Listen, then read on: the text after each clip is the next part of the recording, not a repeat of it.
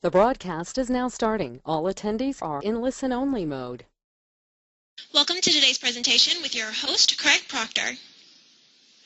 Thank you very much, Andrea. Today we're going to talk about how to compel a buyer to sign a buyer agency agreement with you so you get compensated for the time and the energy that you spend with buyers.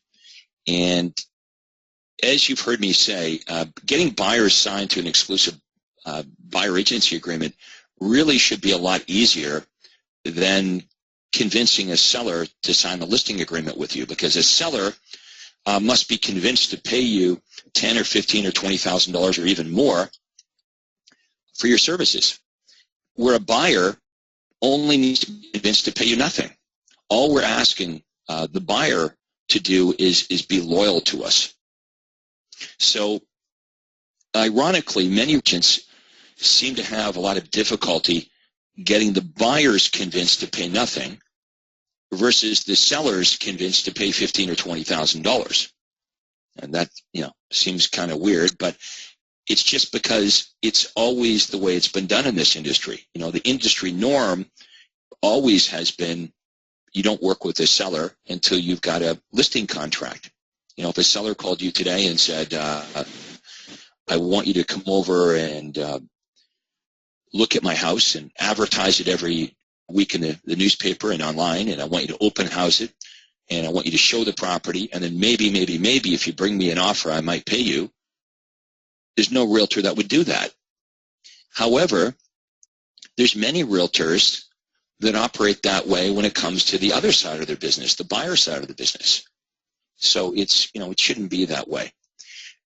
We should only be spending time with clients. Okay, when you get an ad call or a sign call, understand that's not a client. At best, it might be a customer. Probably, a prospect is a better way to describe somebody that inquires about one of your listings. This whole idea of dropping whatever you do and driving across town and spending an hour showing a house that you know they're never going to buy is ridiculous. But the crazy thing is the next day we go and do the same thing. And I'm talking from experience because that's what I used to do. I'd drive whatever I was doing, I'd drop it as soon as that sign call came in. And when do they want to see the property? Right away. So you drop whatever you're doing, jump in the car, drive a half an hour across town, spend an hour showing them the property, or even worse, sometimes when you get there, they've decided immediately they don't like the property. But in either case, what are your options at that point? Do you agree that 90% of the time, at least 90% of the time, they eliminate the property? You've already demonstrated to the buyer that your time is worth nothing, right? They can call you whenever they want, and you'll run across town and show them properties with no commitment on their part. What are your options? Are you going to pull out a buyer contract, do the presentation on the hood of your car in the driveway? So in this business, we really teach people how to treat us. So what we must do is we must set up our rules of engagement. And I'm going to go through the entire VIP buyer presentation that hopefully by now you've already downloaded from the coaching website and you're using it. And if you've got buyer agents on your team, that they're using it as well. If you have buyer agents on your team, you may think they're using it, but they may not be using it the way they're supposed to be using it. A good idea might be for you to tape them, have them record their presentation so you can police this and make sure they're saying what they should be saying in the right order. What I've done from the time is I've actually mystery shopped my buyer agents, where I'll have someone I know pretend to be the buyer and contact our office just to see how things are really being dealt with. Now, if you don't have a team, if you don't have buyer agents, you're it. you yourself, you need to make sure that you're setting your own rules of engagement. Okay, we cannot let the tail wag the dog. We need to decide how we want our business to look and operate, just like other professionals do. Just like a doctor. The doctor doesn't come to your house. You make an appointment. You might have to wait weeks or months to go see the doctor. You go to the doctor's office. You might wait in the waiting room for a half an hour or longer. But the doctor has very set rules of engagement. What are your rules of engagement with your buyer business? Now, if you don't feel confident in your lead generation, you may be afraid to set these stringent rules of engagement because you're afraid that the buyer might say no, that the buyer won't be willing to follow your rules of engagement and you'll lose the buyer. And if that's the case, what that tells me is you're not generating enough buyer leads. If you generate enough buyer leads, you're not going to worry about the 1 or 2 out of 10 that won't do things your way. So it all starts with lead generation. If you're not generating enough leads, what happens is you're operating from a position of weakness or desperation, and you're so terrified if you don't do exactly what the buyer wants, when the buyer wants it, that they're just going to call another real estate agent.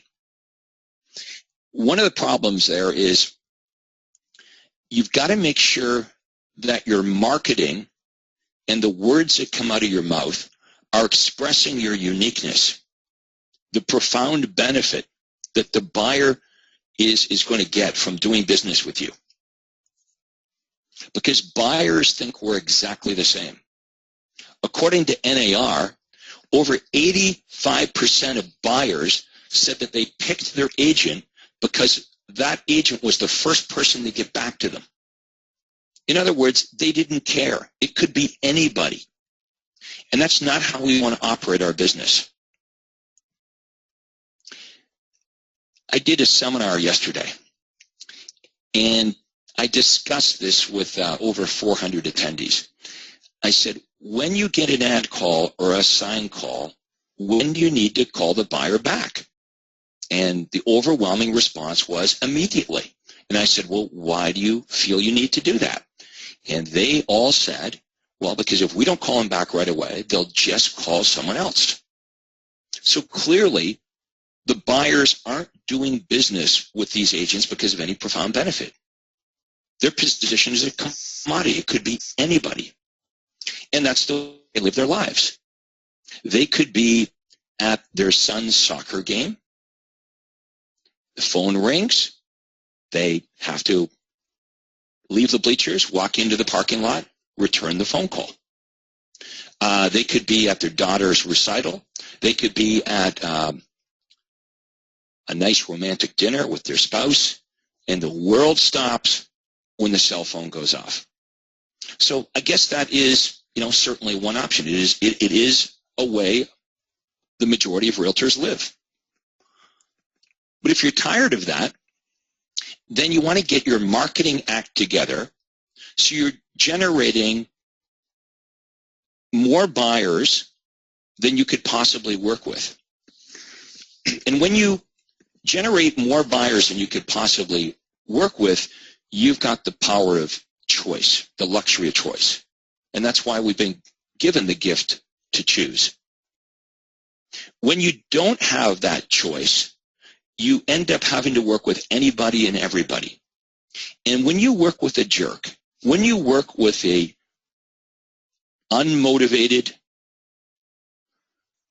or unqualified, difficult buyer that fights you at every turn, how does that make you feel about your career? How do you feel on those days when you're working with really difficult buyers? When you come home from work,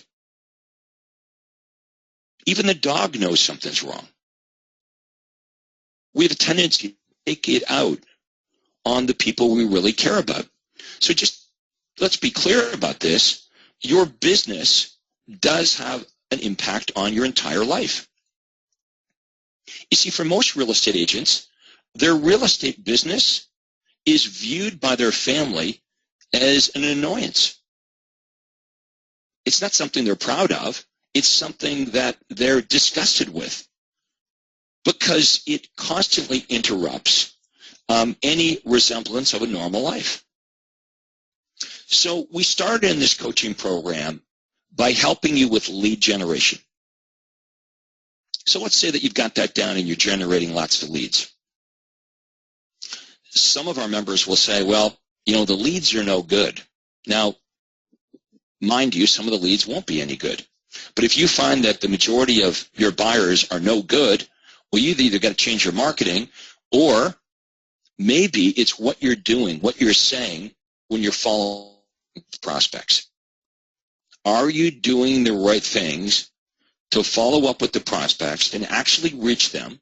Are you using the universal callback script properly?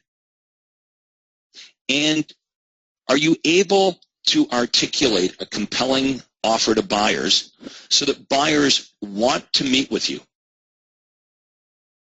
You know, yesterday at the seminar, a lot of buyers said, well, you know, they won't meet with me. I can't get them. I can't make them meet with me. And I said, yep, you're right. You can't make anybody do anything. You can't make them meet with you.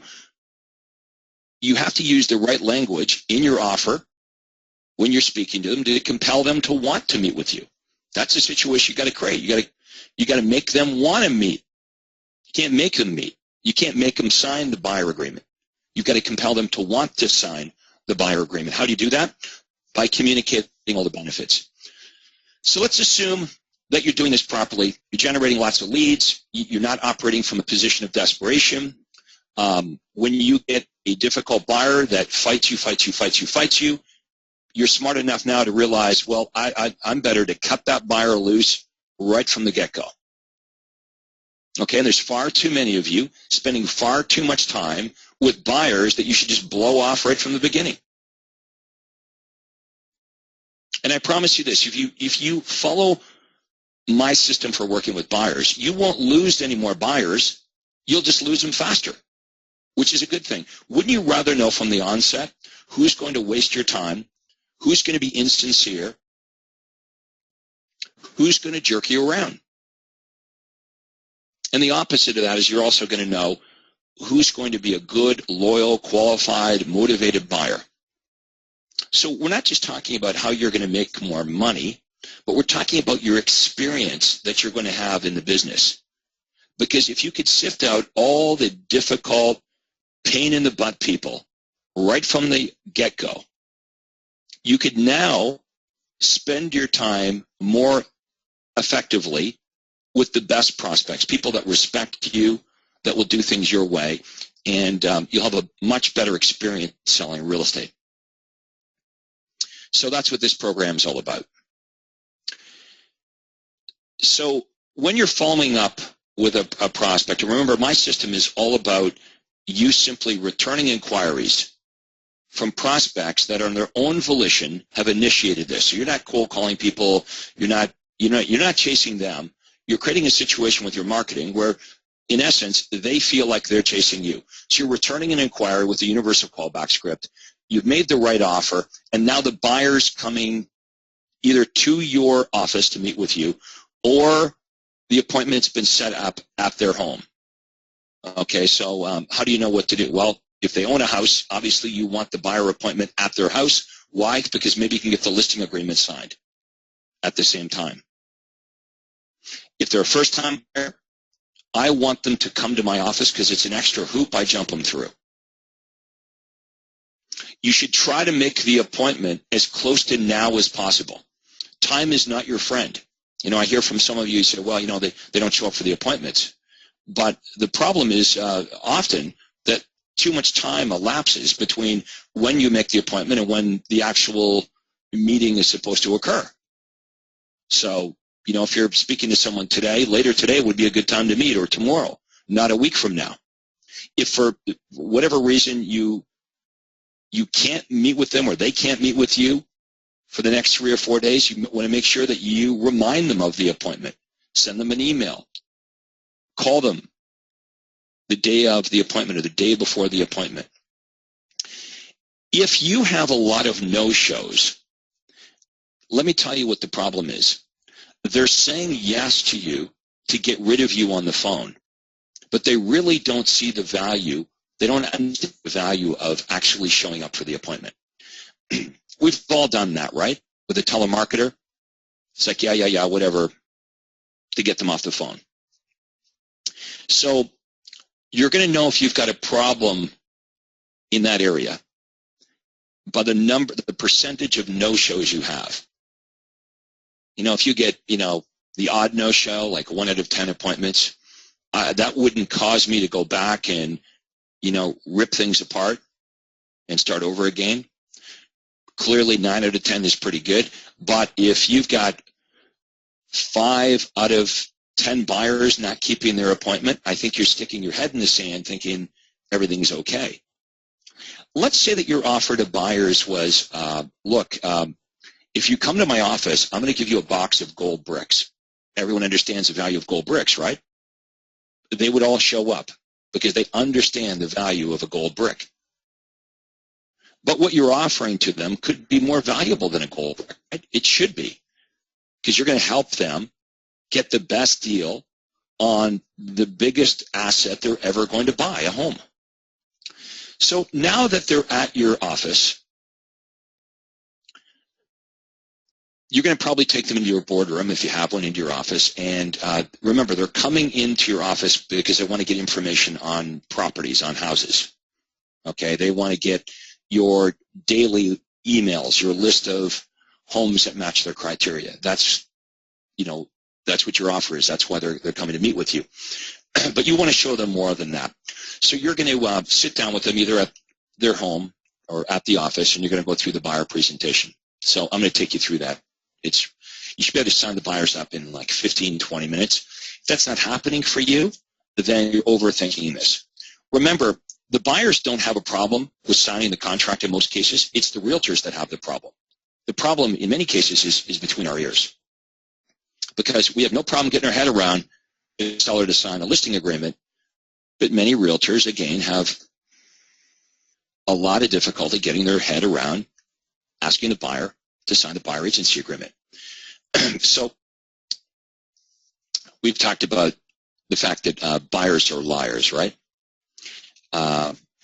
That's what I was taught when I got into real estate, that buyers are liars and that you have to list it last. And in 1988, when I started in real estate, it was true that you were smart to go after listings because there was no such thing as buyer agency. So all you could hope to do is build like a strong relationship with the buyers. And of course, many of us have tried that and we've been disappointed. So clearly buyer agency is here to stay. Okay, it is what you should be doing. And some of you even say, well, no one does it in my marketplace. Well, guess what? That's the best time to do it, when no one else is doing it. We've talked about this. Would you ever waste all this time with a seller without getting a listing contract signed? The answer is, of course not. Okay, so there's 2 steps to this. The 2 conversion steps. Number 1 is converting the telephone call to a face-to-face appointment. And then once you get them into the office, converting them to a signed contract, getting them to sign the buyer agency agreement. So now we're going to go through the VIP buyer presentation. So imagine you're sitting across the kitchen table at their home, or you've got them in your boardroom at the office, and you're going to say to them, look, I want to give you some information on homes that match your criteria, but I want to show you how we can help you find the best home for your needs, negotiate the lowest price, secure the best financing, and meet your home buying needs with the least amount of hassle. Here's the great news, Mr. and Mrs. Buyer. It's not going to cost you a penny to have me help you find the home of your dreams and get you the best price on that property.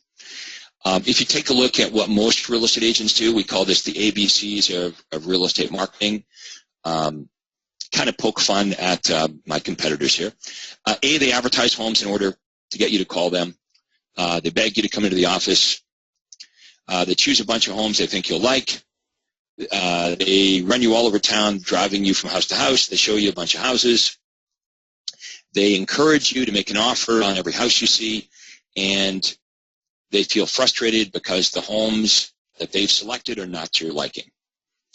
And they get on their knees and they pray that you're going to buy something after all their hard work. So we're different, okay? Instead of us picking up the houses, our focus is on your needs. So there's 3 big benefits in working with us.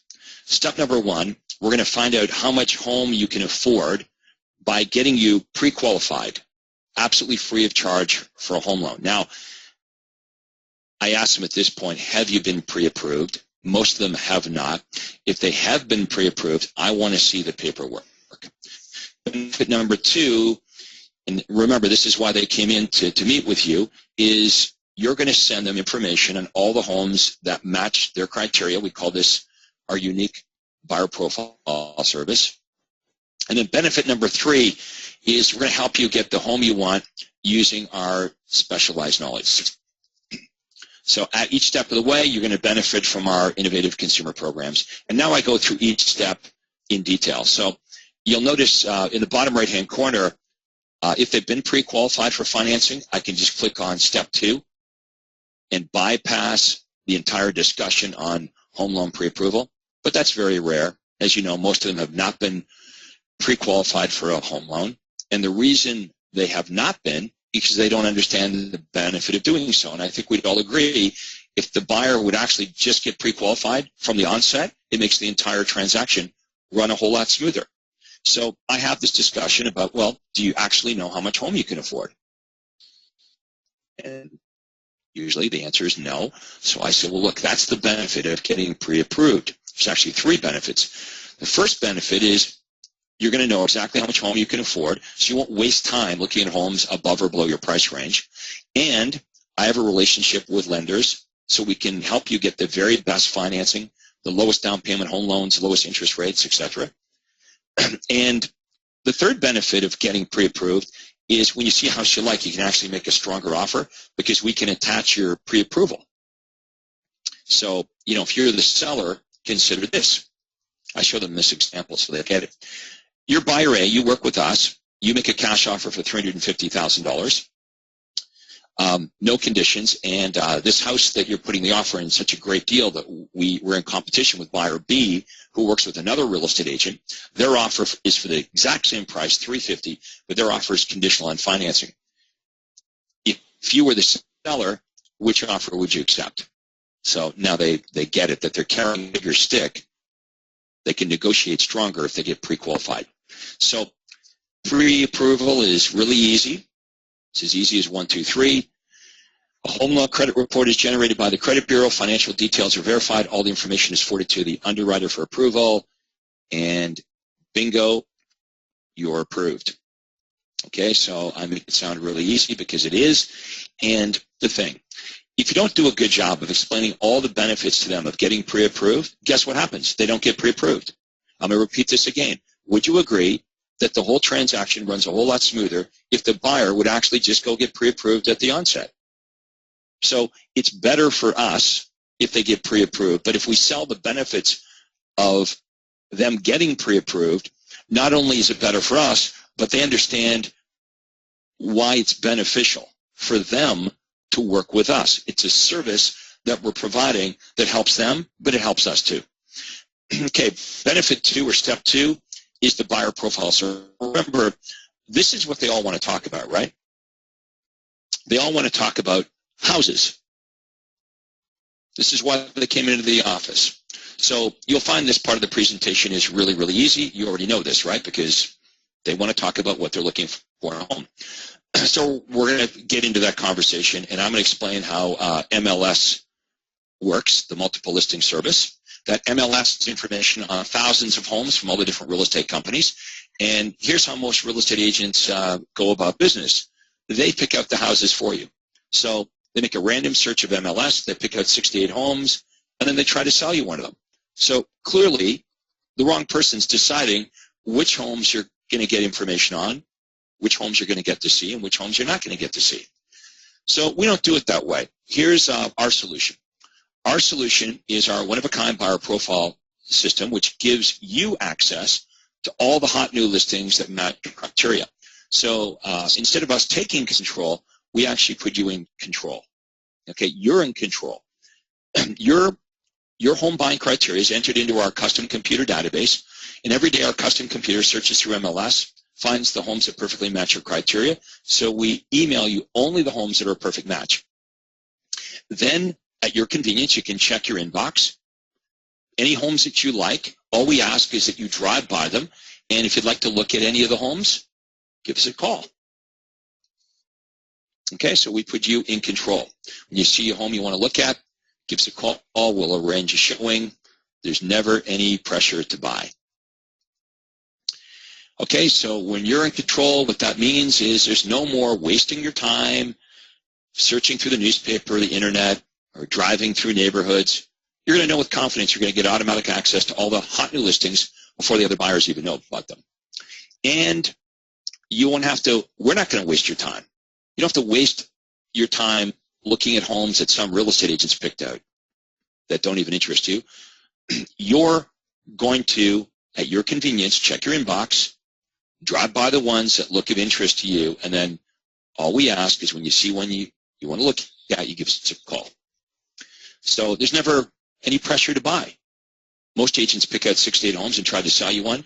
Obviously, you can choose to drive by as many homes as you want, and you're just going to call us when you want to look at one. So you're in control. No more overpaying for the home that you want, because you're going to get immediate access to all the hot new listings. You're going to be like Johnny on the spot. You're going to know about these hot new listings that match your criteria before other buyers know about them, so you'll have an opportunity to be there first and negotiate the best possible deal.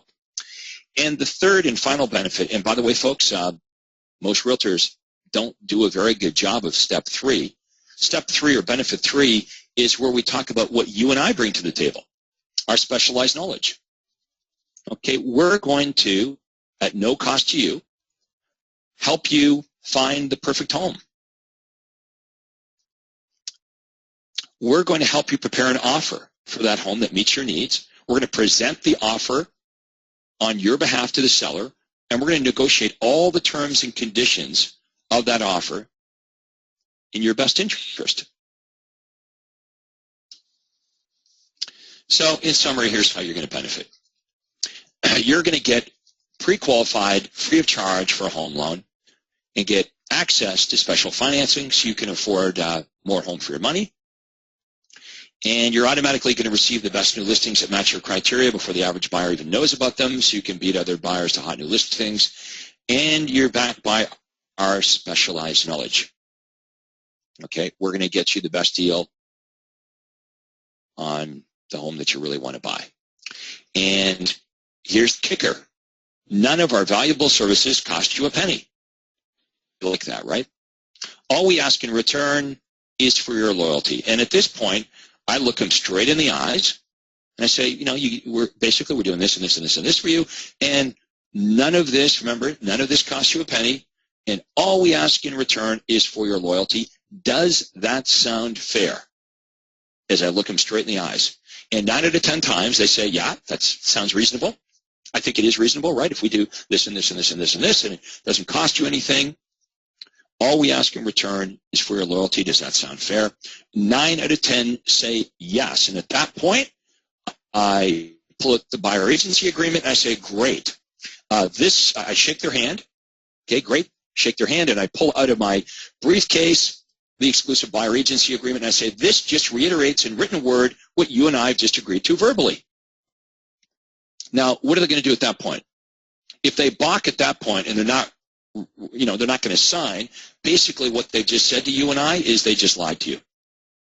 Because really, they just agreed that if we do all of these wonderful things and it's all free, that all we ask in return is for the loyalty. Does that sound fair? They said, yes, it sounds fair. And now we're pulling out our exclusive buyer agency agreement that basically expresses in written word what we've just agreed to verbally. And look, if they balk at this and they won't sign it, it means they're liars. And I would rather know that up front. If they say to you, well, yeah, we're okay with you doing this and this and this and this and this and all for free, but we don't want to commit to you, then I don't think that is reasonable, and I would think you would want to know about that. Now, there's other places that you could go. You could actually you could go to the cancellation agreement here too. Okay, if they wouldn't sign the buyer agency agreement, there's two places where you can go. You could do this. You could say, well, look, how about this? If you commit to me, I'm going to guarantee you in writing that I'll save you at least $5,000 off any home you purchase using my services. This is called a $5,000 cash savings buyer guarantee. I'm going to give you this in writing that I'm going to negotiate at least $5,000 off of any home that you purchase using my services, or I'll pay you $1,000 cash on closing. And if that doesn't work, you could even go here and say, and if you're not absolutely thrilled with my service, if you change your mind for whatever reason, I'm going to give you our cancellation guarantee. Okay, no strings attached. It's an unconditional guarantee for any reason whatsoever up until the time that we put you into contract on the property. If you're not happy, you can cancel the exclusive buyer agreement and you can just, go with somebody else. Now, if they still won't sign your buyer agency agreement, even when you give them the cancellation guarantee, you know what that means? It means run hard and run fast. You don't want them. Okay, now let's assume that, like I said, 90% of them are reasonable, and they say, yes, that sounds like a reasonable offer. If you do all these wonderful things, it costs us nothing in return. And we will, commit to being loyal to you. Then I have a brief conversation about what happens next. Okay, don't make this mistake. Don't sign the buyer to the buyer agency agreement and then shake their hands and say see you later without explaining what's going to happen next. So I have a conversation now that they've signed the buyer agreement about what to say and do when they come across homes on their own. Okay, if you see a home you like, feel free to call for information, but always tell the real estate agent that has the property listed that you're working with us. The benefit to them, obviously, is it'll prevent them from being hounded by their agents, but the benefit to us is we don't want other real estate agents messing with our clients. Get the available MLS number, and then we'll email you complete information. And this is important. Number 3, if you see a home you want to look at, always, always, always call us for the appointment. Never look at a home with anyone else. And the next step is we find you the perfect home. And it's really that easy. You should be able to sign a buyer up in easily under half an hour. When you get really good at this, probably 15 or 20 minutes. My listing presentation took me twice as long. Sometimes I'd be there for an hour, maybe even an hour and a half. Here's one thing that I've learned. When you're at the seller's, the longer you're there, usually the lower commission rate you're going to get. So we need to take control of these meetings. My listing appointments and my buyer appointments were always booked 1 hour apart, and that included travel time. So I might have a buyer agency appointment at my office at 7 o'clock, but at 8 o'clock I have a listing appointment on the other side of town. So I've got to get this buyer signed up, get them out of the office, get in my car, drive to the 8 o'clock appointment, do the listing and the paperwork, and then get to my next appointment at 9 p.m. So if you want to sell a lot of real estate and you don't want to work 80 hours a week, you got to be, sort of efficient with your time. You got to control your time, and you not only control how you spend it, but who you spend the time with. So let's go over to Andrea and see if there's any questions or comments so far. Yes, we do already have a question, a hand raised, and a typed question.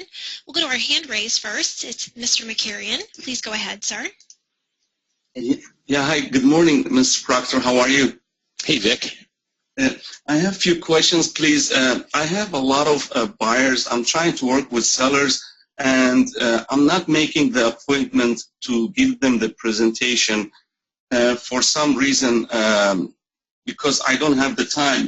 That's one of my challenge. And the second thing, if sometimes some buyers, not all of them, are telling me if it's my listing, they want me to send it to them or to meet with them. or for me to go see the property, not to send them directly, you know. So those are some of the objections I have.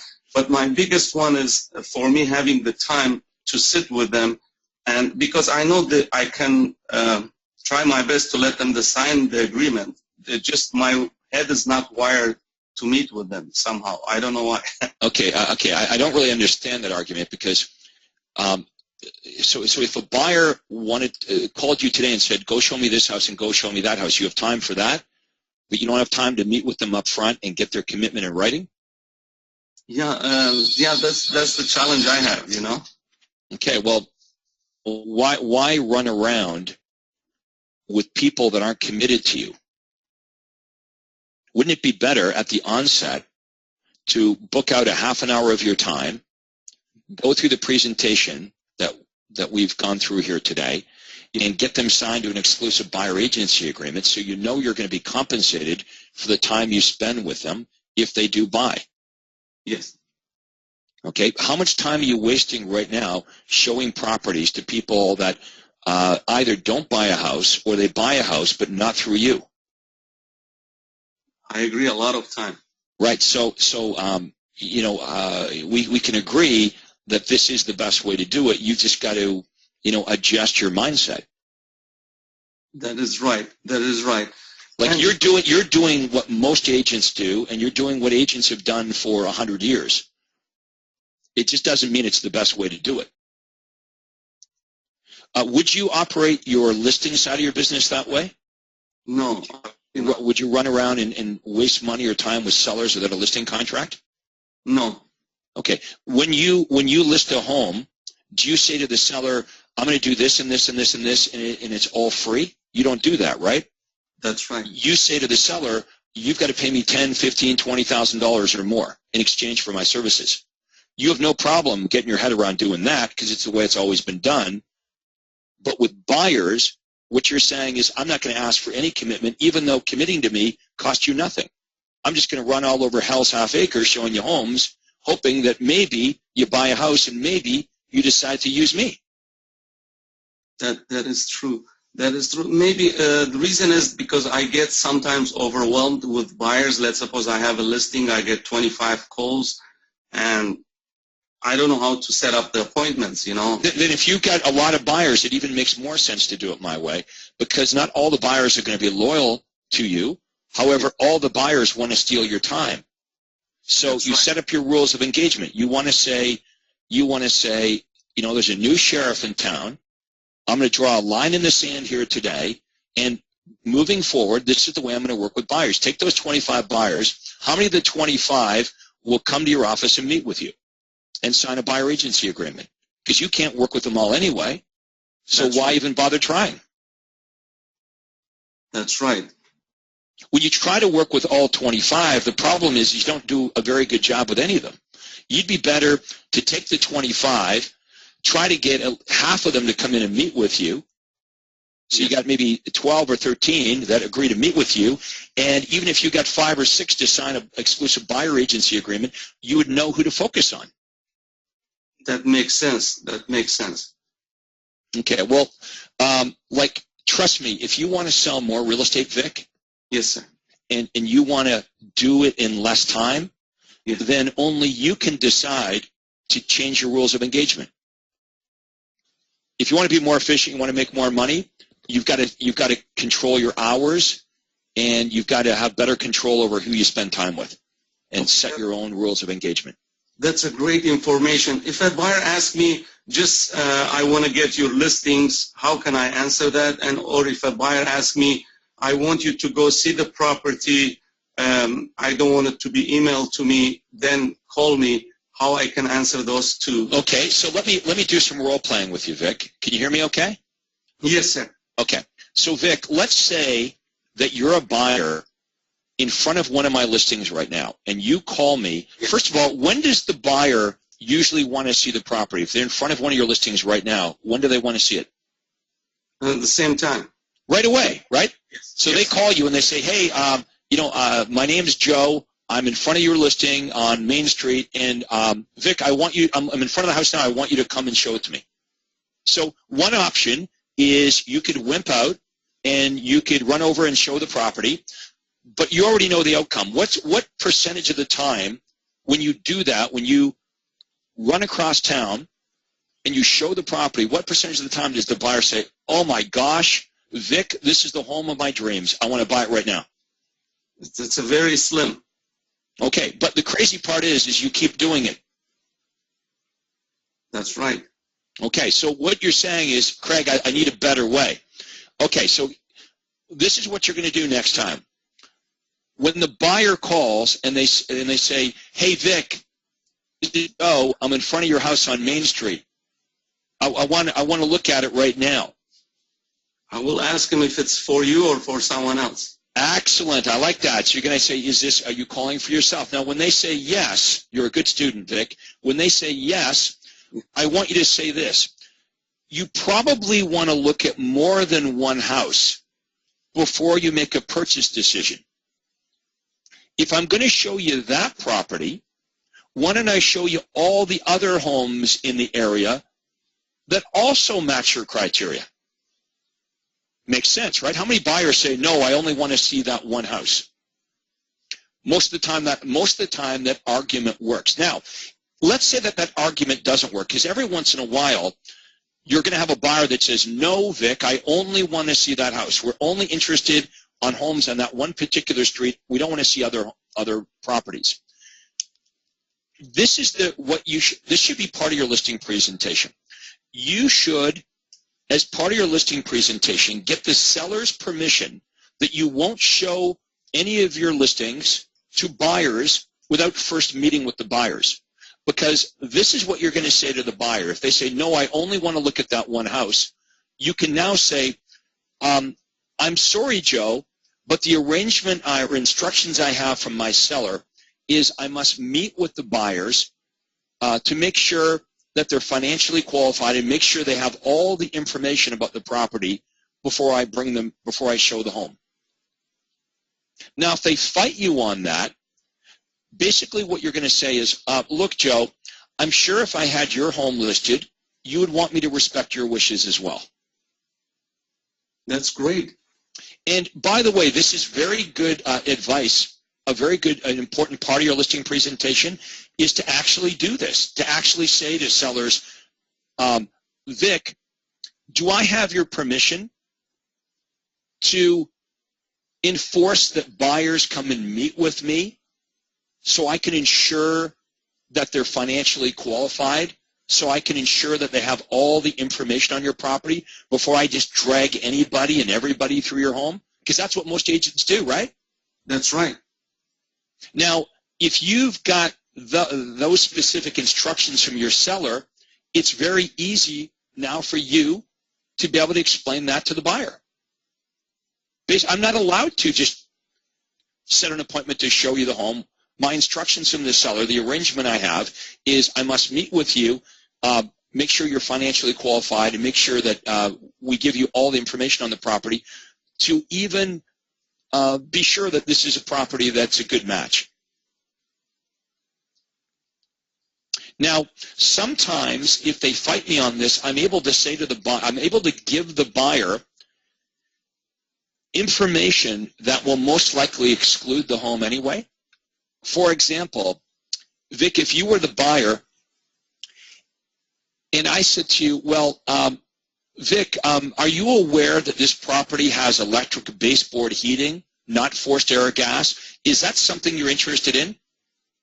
The buyer might say, well, no, I'm not interested in an electric baseboard. You see, this is why we need to meet. You know, because if I had showed you that property, Vic, I just would have wasted your time and my time and the seller's time, because you're telling me you want to go look at the property and you're basing it on limited information. That electric baseboard heating. That's okay. Right. You know, so there are certain you know, techniques that you're going to use so the buyer understands it's really to their benefit to come and meet with you. Now, even if you use these techniques, some of the buyers are still going to say no.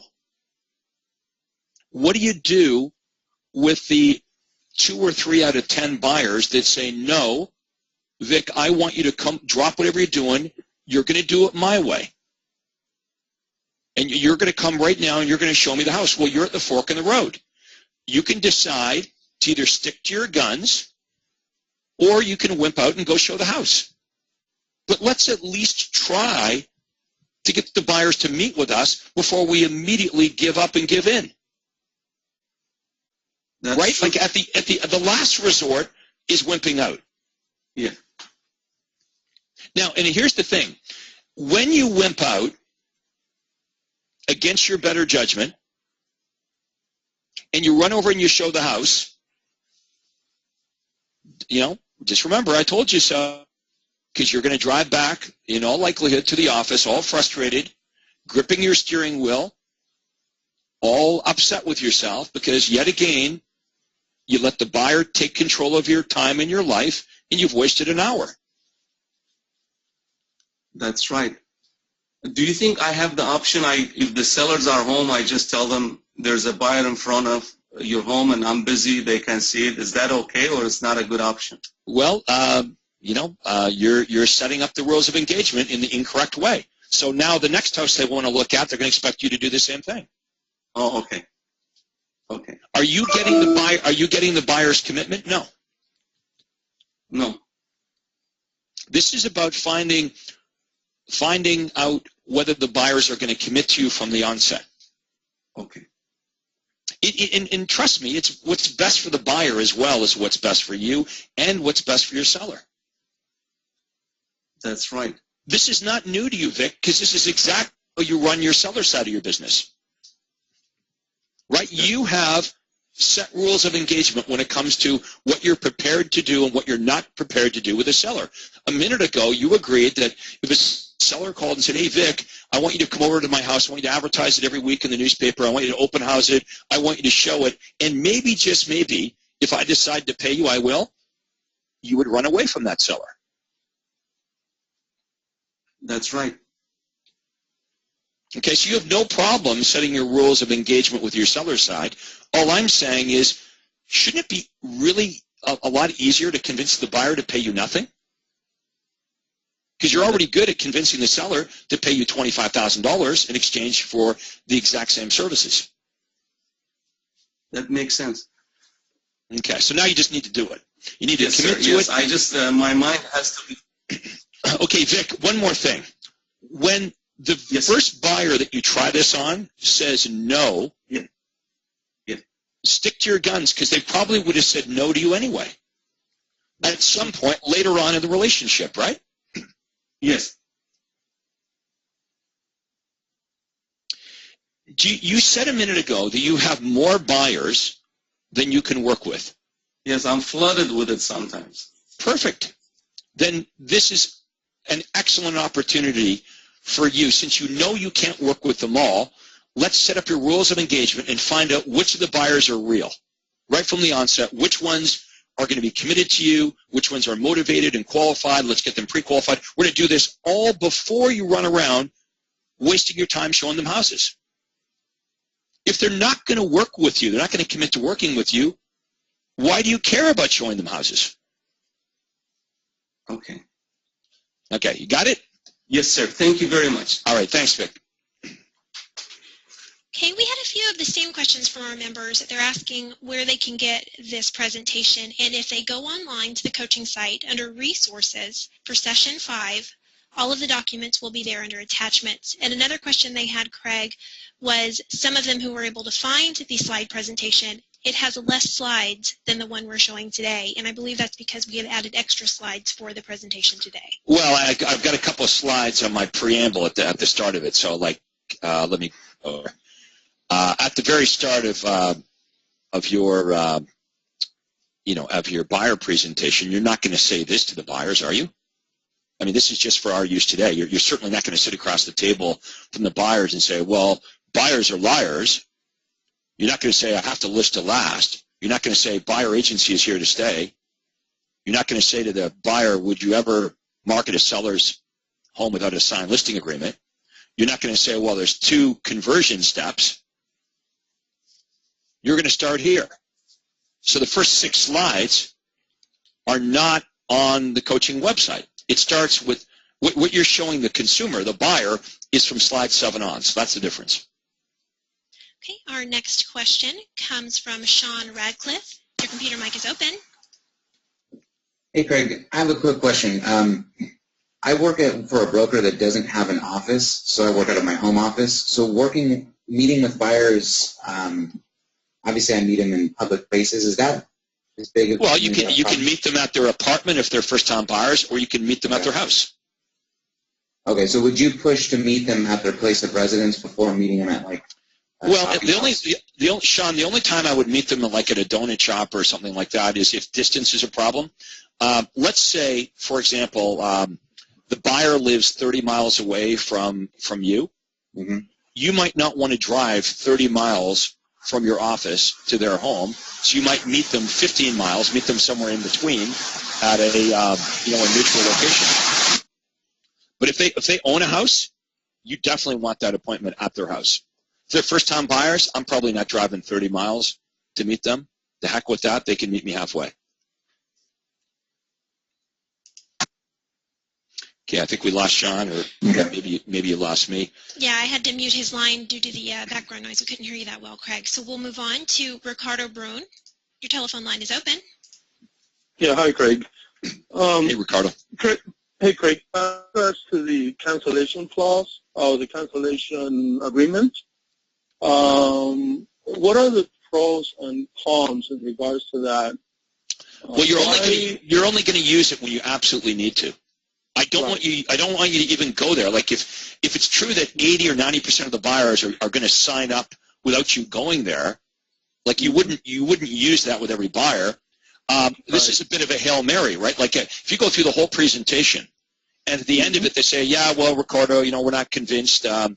You're only going to go there as a last resort. And if they still won't sign up, what does that tell you about the guy?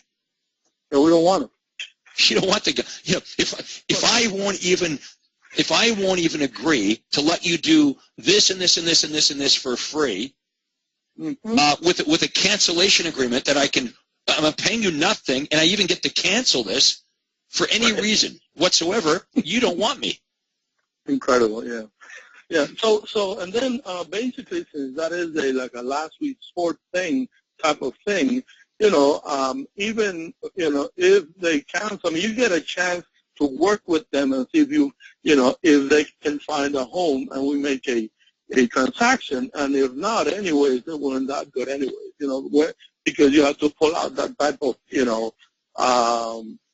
buyout, clause, cancellation thing, So that's the way I see it. Another thing, in regards to renters, you just mentioned that the efficiency of time, Craig. If it is a homeowner, a seller, I would definitely like to meet at his home, of course. Now, with the renters, okay, I would say, if I sit in my office and they come to my office, in regards to time, I can take care of more. If our lead generation system is working, I can see more people just sitting in my office instead of driving all over town. So in regards to renters, the tendency would be, Craig, to pull them into our office, right?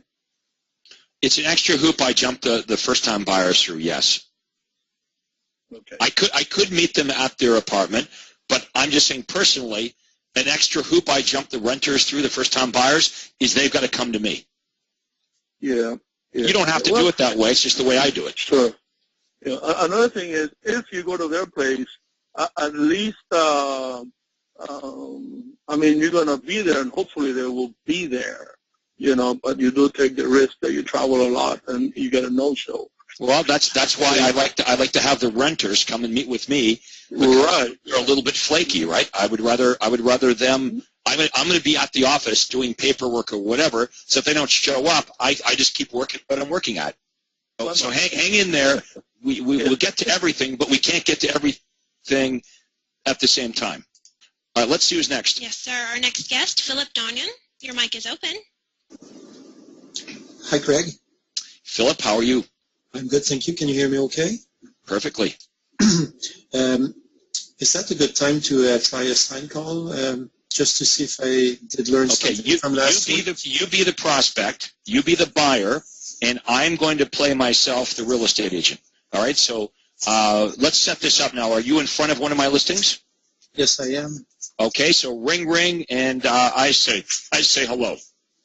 May I speak with Mr. Proctor, please? Speaking. Yeah, Mr. Proctor, this is Philippe Doyon. I'm in front of 122 Main Street, and I was wondering how much is this property going for? Okay, are you calling for yourself, Philip? Yes, I am. Okay. The price is, and I tell you the price, and I say, is that the price range you're looking in? It is. Okay, now, what I want you to notice is I don't just give you the price. I give you the price, but I also come back with the question of, is this the price range you're looking in? Every time you ask me a question, I'm going to answer your question, but ask you a question, and the reason is because the person that asks the questions controls the conversation. Okay, so I say the price is whatever, $399.9. Is this the price range you're looking in, Philip? It is, but I think it might be a bit expensive, so how many bedrooms? Okay, well, what price range are you looking in? I'm looking in that price range, but maybe 25,000 below. Okay. It's a 4-bedroom home. How many bedrooms are you looking for? Actually, we're looking for 3. For a 3-bedroom, okay. Well, do you have a realtor to help you? Not right now. Okay. I've been talking to a few, and we've been going to open houses. Would you like me to prepare a list for you of all the homes that match your criteria in a 3-bedroom? I'm already looking on MLS. Okay. Well, I'm not sure, what you're getting on MLS, but the list that I can prepare for you is going to include all the hot new listings, including bank foreclosures, company-owned properties, and distress sales. I'm assuming you're looking to get a good deal. Would that interest you? Yeah, you can send it to my email if you want.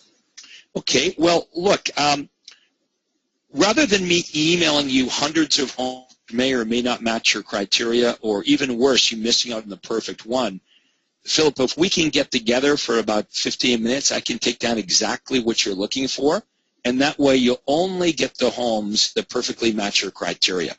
It's free of charge. You're never obligated to do anything. Would that interest you? Yeah, could we do that while we look at the property? Well, why don't we do this? Why don't we meet, sorry, do you own a house or are you renting? We own. You own. Okay, well, why don't we do this? Why don't we set a time to meet at your house? That way I can have a look at your home as well, because that'll be part of the equation, right? You're also going to want to know what your home would sell for. I could give you some information on what to do to prepare your home for sale, talk about timing, when's a good time to do this, go through all of the closing costs that you'll incur so you'll know exactly what you're going to net in your pocket, and we can have a very, detailed discussion about exactly what you're looking for. So when I take you to the house, I can show all the homes in the area that match your criteria. When's a good time for us to meet, days or evenings? I'm quite busy right now, so I guess maybe next week. Okay, well, that's what's perfect about our service, Philip. It's perfect for busy people like you, because once we spend 15 or 20 minutes together, I'll understand exactly what you're looking for, and at your convenience, you can check your inbox. Any properties that you want to look at, all we ask in return is that you give us a call, and we'll arrange a showing. Yeah, but I don't want to list my property before I find the perfect property for me and my spouse. Great. Okay, well, why don't we get together? What's next Tuesday at 7 o'clock look like? How about 8? We're late. We have a late dinner that day. Well, I guess I could squeeze you in at 8, Philip. Okay, then. Well, that looks like a typical conversation for sure. Okay, did that feel comfortable to you? Yeah, actually. Felt good for me. I didn't feel too pushed in. Well, and okay, the other option would be if you didn't play the game with me, then I would, not have an appointment with you, but I certainly wouldn't be running around showing you houses. So my mindset is, since I can't work with all the buyers, like Vic said a few minutes ago, he says, I got 25 buyers on any given day. I can't work with them all anyway. So, I'm not really attached to the outcome. I would prefer it if you would meet with me, but it's not the end of the world. If you fight me and fight me and fight me and I can't get you to agree to meet with me, then I guess I'm not showing you any properties. So, I'm cool with that. Okay. I went to see a seller today. He's in the middle of renovating his property, and I told him I'd give him tips on what to do and what not to do to sell his property for the most amount of money. But he was pressing me really hard for a commission and an evaluation, and I just told him that there was... Is he ready to list his home today with you? Nah. Okay. Then there's no sense talking about what the house is worth until he has the house finished. He's repairing it, he's getting it ready, and the price that you give him today may not be incorrect a month or two from now when he's ready to sell. Well, that's what I told him, and I told him if he felt comfortable interviewing other realtors. After that, I could show him what I can do better and more for him. So I don't know what's going to... Well, Philip, I wouldn't plant that seed in his mind. Well, he was already telling me that he could get a better commission. Okay, well, that's different. If you asked him, are you speaking to other agents, he says yes, then you want to position yourself as last in. I just want to make sure that you're not suggesting that he should be meeting with other realtors. No, he brought it up himself. Okay. So look, here's the problem. If you give this guy a commission rate, it doesn't matter what rate you give him, he's going to find somebody else that's going to give him a lower rate. Well, that's what I told him. Yeah, it's a no-win. So this is what I would say. I would say, look, Mr. Seller, I want to do a really good job for you, and I want to show you how, you're asking about the rate, so clearly your focus is on who's going to charge you the least, and what I want to show you in my presentation when you're ready is how I'm going to net you the most amount of money after the commission. What's most important to you? Paying the least amount in commission or netting the most in your pocket after the commission? Well, I'm going to talk to him after I send him a report. Right, but you do not give him the price or a commission rate until he's ready to list. It'll just be used against you. You know what he told me? He says everybody does it, and I just told him I don't work like everybody.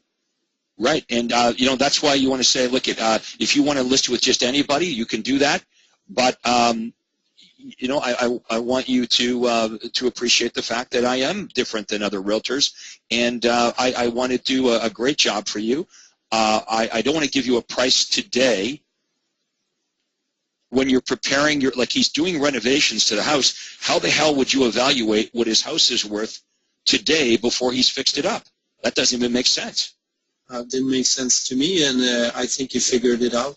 And one thing I want to know what you think about is I gave him my 6 warranties before leaving. Do you think that that's a mistake? Yeah, I wouldn't go through. The presentation until he's ready to list, because here's the thing. If you gave him part of your presentation, Philip, you know in your mind it's not your whole presentation, but he might think it is.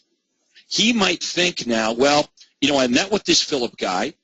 He, showed me what he was going to do. Even though in your mind it's not your whole deal, he might think, well, I've been there and done that. I've met with Philip. Now I'm going to meet with a couple of other agents. And you don't want to put yourself in that position. You want to be talking about what you do and what you charge and the listing price when he's ready to list. Because meeting with the seller, and this is kind of what you did wrong here, you agreed to meet with the seller before the seller was ready to list their home. So you set yourself up for failure, because no matter what you did or said on that appointment, he wasn't going to list with you anyway. He's not ready to list. He told you he's not ready to list. So Philip, do you see the error there? The error is you agreed to meet with a seller that's not ready to list. Yeah, well, I thought I'd practice on him. Well, that's okay. Follow up, but all I'm saying is, can you see how now you're positioned poorly? He might think, I had Philip in, he wouldn't tell me his commission rate, He wouldn't tell me what he's going to list the house at. So the heck with Philip. You would have been better off to, to qualify him on the phone. And when he said, "Look, Philip, I'm not ready to list my home because I'm doing these repairs on my house or renovations," and you ask him, "Well, when are you going to be done the renovations? When will you be in a position to list your home?" He says 3 months from now. You want to follow up and meet with him 3 months from now when he's ready. You've heard me say this before.